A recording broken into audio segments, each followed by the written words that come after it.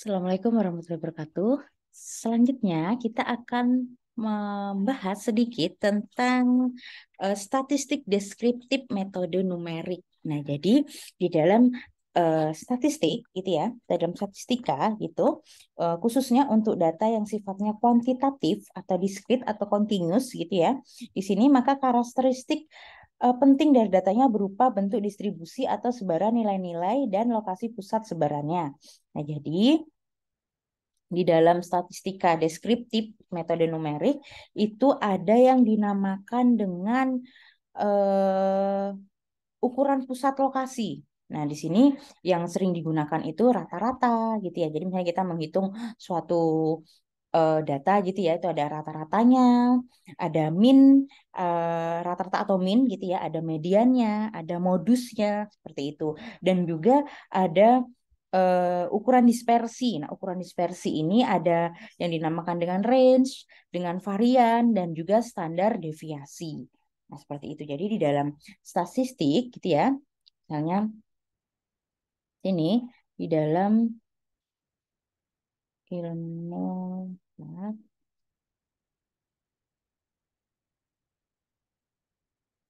statistika itu ada beberapa ukuran pusat lokasi yang disebut dengan ukuran pusat lokasi. Nah, itu ada yang dinamakan nanti dengan rata-rata, terus median, terus ada yang dinamakan dengan modus. Nah, seperti itu. Terus kalau ukuran dispersi, di sini ada yang dinamakan dengan ukuran dispersi. Nah, ukuran dispersi itu ada range, ada varian, dan juga ada standar deviasi. Seperti itu. Selanjutnya, ini ada rumus-rumusnya, gitu. Ada rumus-rumusnya masing-masing. Untuk populasi ada rumusnya sendiri, untuk sampel ada rumusnya sendiri. Jadi misalnya di sini saya gunakan untuk populasi dan sampel.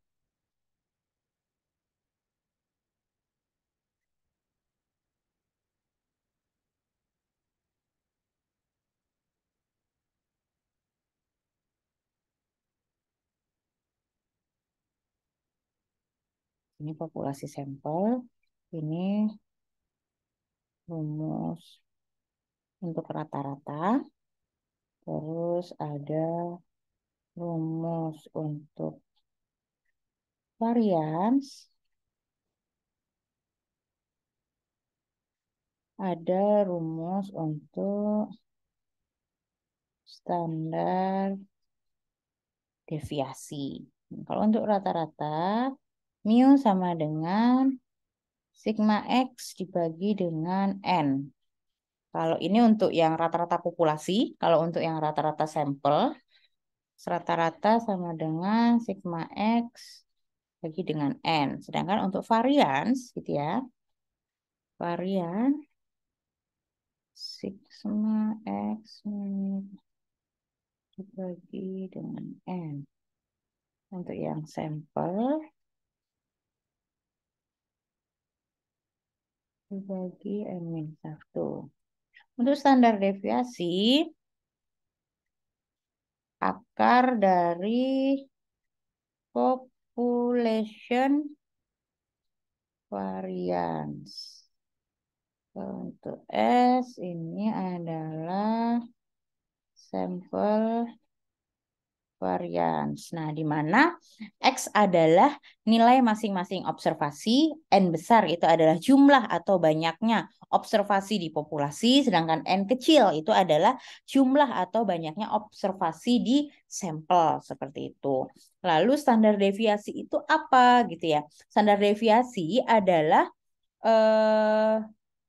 dia itu disebut juga dengan simpangan baku, yaitu merupakan persebaran data pada suatu sampel untuk melihat seberapa jauh atau seberapa dekat nilai dengan nilai data tersebut dengan rata-ratanya. Itu adalah standar deviasi. Jadi adalah standar deviasi itu untuk melihat sebaran range-nya gitu ya, seberapa jauh dia dari rata-rata atau seberapa dekat dia dari rata-rata. Seperti itu adalah standar deviasi.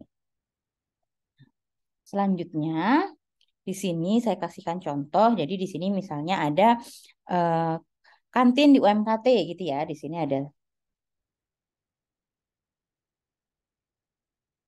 studi kasus. Nah, misalnya di sini ada kantin Ibu Ani. Nah, ini di UMKT gitu ya. Kantin Ibu Ani UMKT. Nah, di situ mencatat penjualan makanannya itu dari 10 orang. Jadi ada 10 orang pembeli sudah. Di sini ada 10 orang pembeli. Nah, ini dicatat pembeliannya gitu ya. Lalu di sini masing-masing sebesar dari 10 orang sini masing pembeliannya atau belinya itu misalnya 25, 35, 20, 40, 20, 20, 45, 20, 27, dan 50. Nah, ini adalah kantin Ibu Ani mencatat 10 orang pembeli dalam ini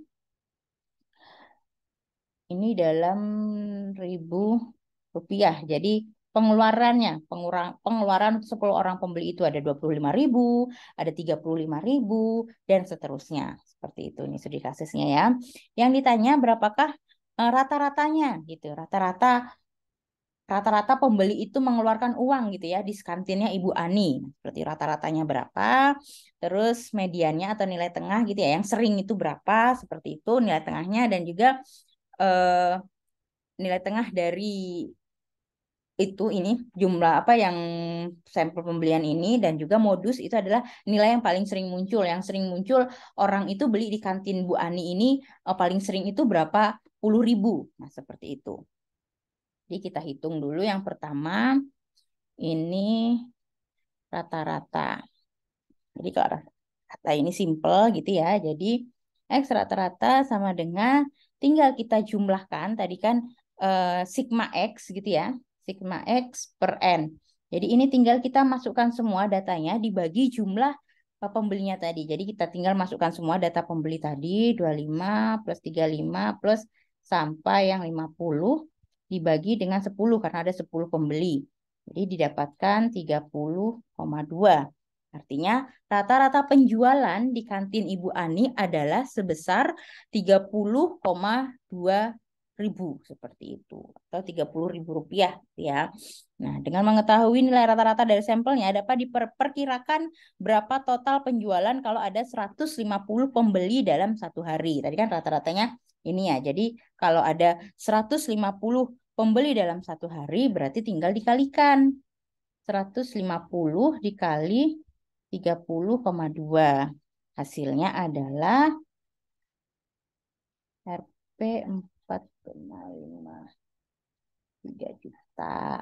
Jadi kira-kira kalau ada 150 pembeli nih di kantin Ibu Ani bisa mendapatkan sebesar 4 juta 530.000 seperti itu. Nah, selanjutnya kita hitung untuk median. Nah, median ini adalah nilai tengah dari nilai-nilai yang sudah diurutkan. Nah, jadi kalau eh,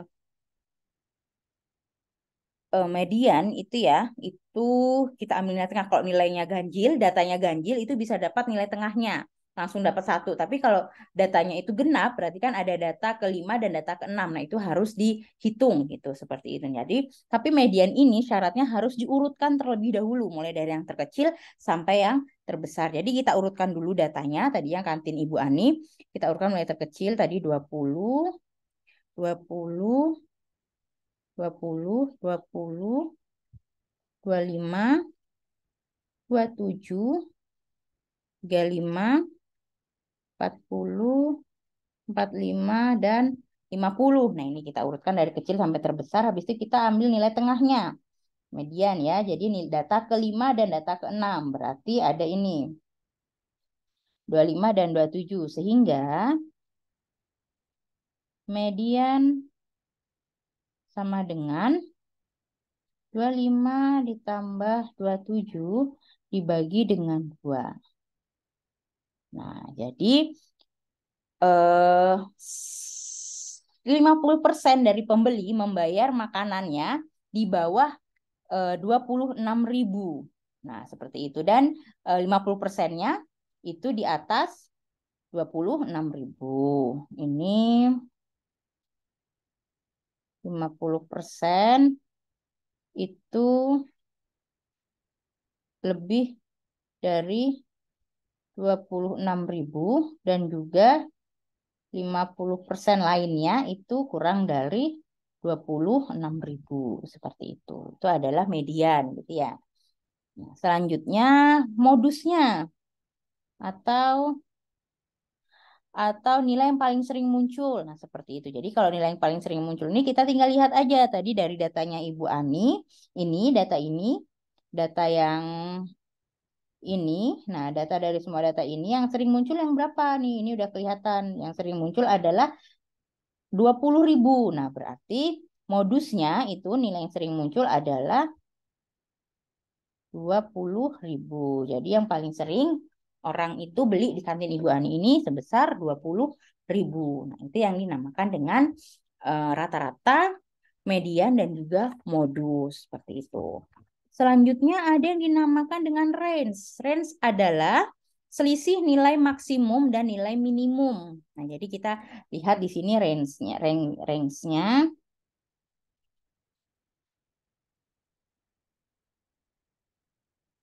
Nah, kita bisa range ada selisih nilai maksimum dan nilai minimum. Nah, seperti itu. Jadi, range sama dengan nilai maksimum dikurangi nilai minimum. Seperti itu ya. Jadi, maksimumnya tadi di Bu Ani tadi 50.000 dikurangi 20 dengan 30. Seperti itu. Berarti 30.000. Jadi, range-nya adalah perbedaan antara terkecil dan terbesarnya itu adalah 30.000 seperti itu.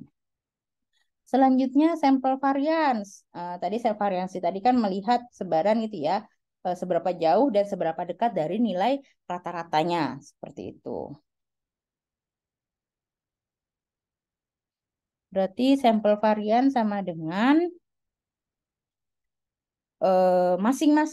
masing-masing ini data gitu dikurangi dengan rata-ratanya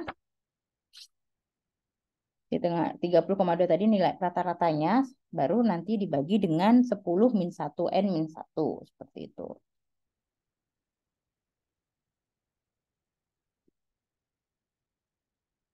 Semua data dibagi dengan 10 minus 1. Hasilnya adalah 131,1. Sedangkan standar deviasinya, standar deviasi sampel, karena tadi sampel kan hanya pakai 10 orang gitu ya, sama dengan akar dari 131,1. 11,467. Ini adalah untuk standar deviasinya. Makin besar angka standar deviasinya, maka makin besar sebarannya. Seperti itu ya. Maka sebarannya itu adalah simpangan ke pusat lokasinya. Nah, seperti itu. Jadi diharapkan standar deviasi ini nilainya tidak besar. Karena semakin besar dia akan semakin jauh dari rata-rata gitu, dari titik pusat lokasinya seperti itu simpangannya. Nah, seperti itu untuk statistik deskriptif untuk metode numerik seperti itu ya. Jadi tadi di sini contohnya sudah kita menghitung rata-rata, kita menghitung rata-rata, lalu kita menghitung median, lalu kita menghitung modus, lalu kita menghitung range dan juga menghitung varians dan juga standar deviasi. Nah, jadi semoga dengan ini bisa menambah lagi pengetahuan tentang statistiknya. Silahkan dicoba untuk mencari-cari contoh lainnya terus dihitung gitu ya, standar deviasinya berapa, rata-ratanya berapa, median, modusnya berapa, seperti itu. Selamat mencoba untuk contoh selanjutnya. Sampai jumpa di pembahasan selanjutnya. Assalamualaikum warahmatullahi wabarakatuh.